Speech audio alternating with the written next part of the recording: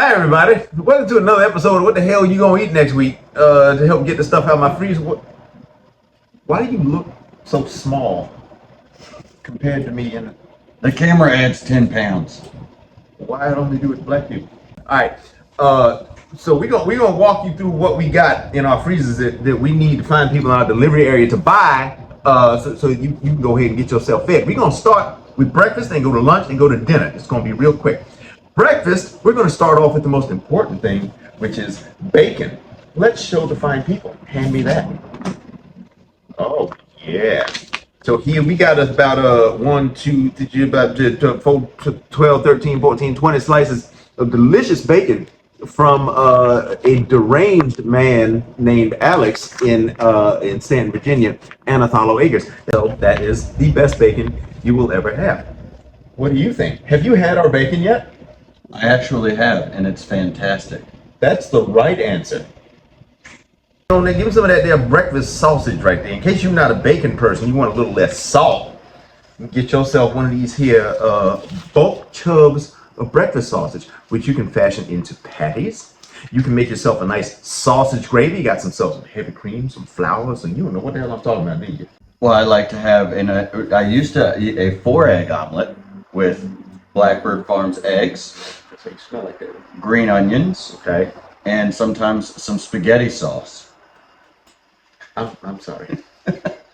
Put that on back in the 4-egg omelet with some damn spaghetti sauce and Lord.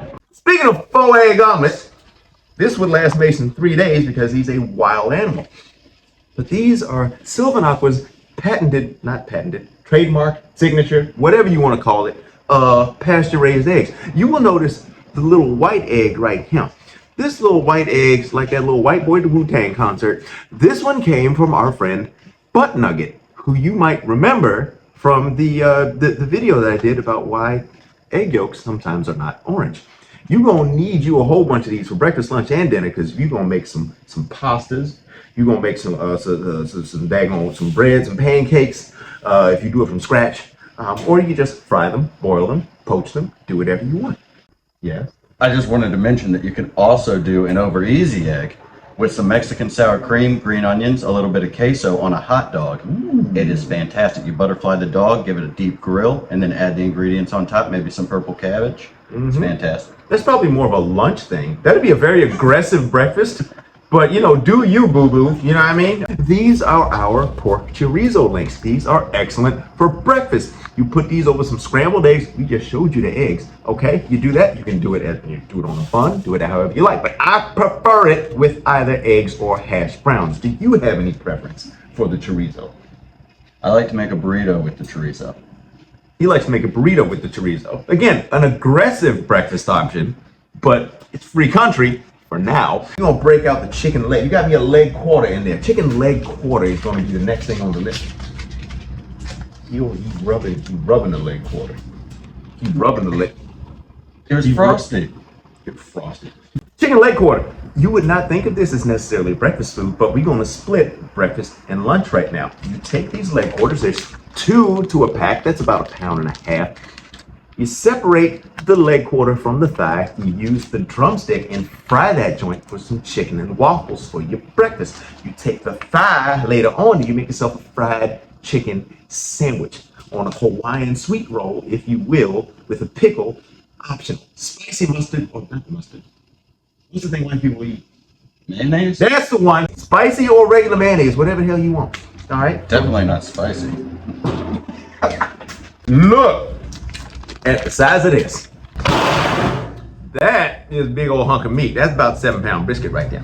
This will feed you and your whole ass family for god daggone ever. And these are actually on sale. Smoked is best. You can also make your own pastrami with these if you're creative and patient. And I've also done these in a slow cooker, in a crock pot.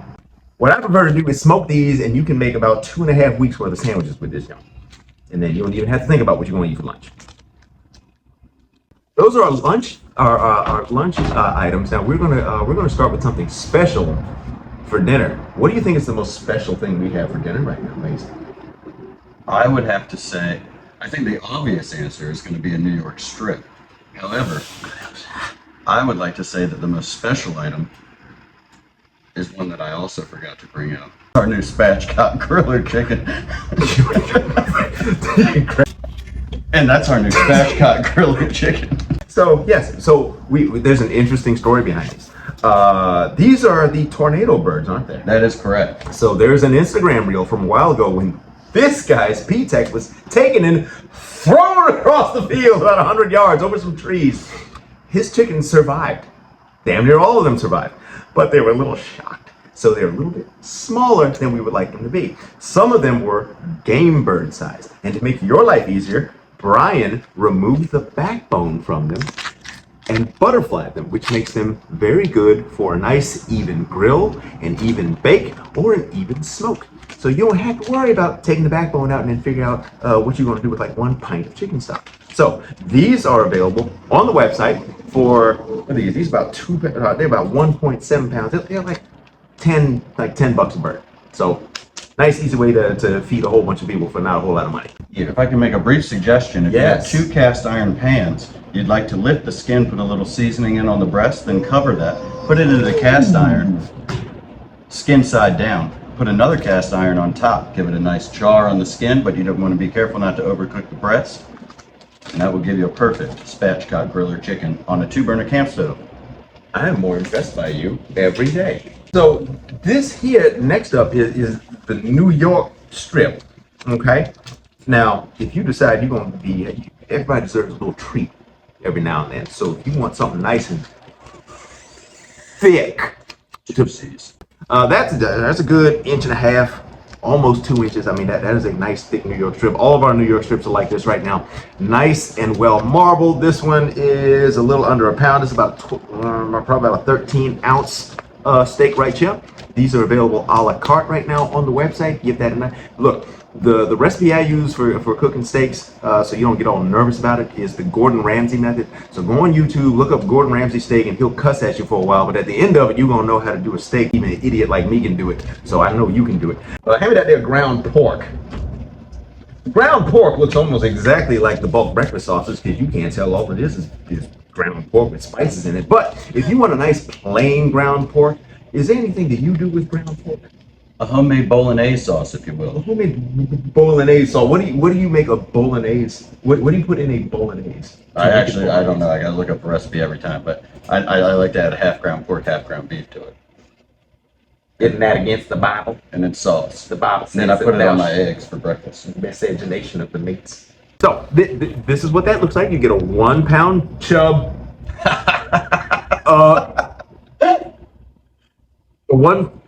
A 1 pound chub of pork, which you can use for my favorite thing to do with ground pork. My favorite thing to do is mapo tofu. So you're gonna need you some spicy bean paste, some Szechuan peppercorns. Most of y'all that buy this stuff from us live in the city, so you actually have access to a nearby Asian supermarket. You can buy all the stuff you need. Look up mapo tofu. It'll be delicious. Next item on the list is a split chicken breast. This has 2 fillets in it. I don't know how much it weighs. Hold on a minute. Yes. 1.25 pounds. That's gonna be at least 1.6. Before 1.45. you can't have to change it. Put it on the scale. 1.53. Both wrong as hell. Anybody who doesn't like the boneless, skinless chicken breast because it's just a little too feels too much like diet food. This one actually has the skin on it. It's got the bone in the back. It's 2 cutlets. They're nice and meaty and thick. Maybe not as thick as the New York strip, but they're thick enough.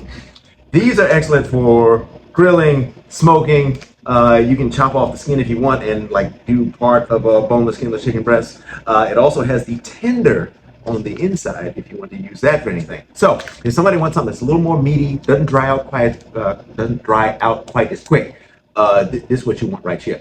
Thank you very much. And the last thing is going to be our stocks. Rub the meat again. It's frosty. Rubbing the meat in public, you gonna get it. You gonna catch a case. All right, now everybody needs staples in their house. If you're gonna make chicken and dumplings, you're gonna make chicken noodle soup, you're gonna make anything that requires some kind of your slow cooker type stuff, braising, that kind of stuff. You need some nice high quality liquid, and we have all the high quality liquid you need to moisten your meats as much as you need to. We got a classic beef stock right here. We got a classic chicken stock right here.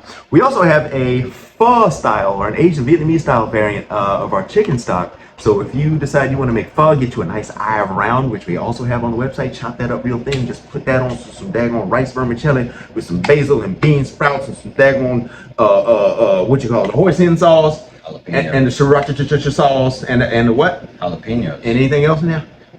I like bean sprouts. He likes bean sprouts. I think we said, but whatever the hell it is, we got all this stuff here on the website. It's like, this is a quart. This feels like a generous quart. That is also thick. These will run you about $6 or so for a quart. And it'll be some of the best stock you've ever had. All right. So this has been our first installment of what the hell we gonna eat next week. Please head to the website, which is www.blackbirdcoop.com. do it now.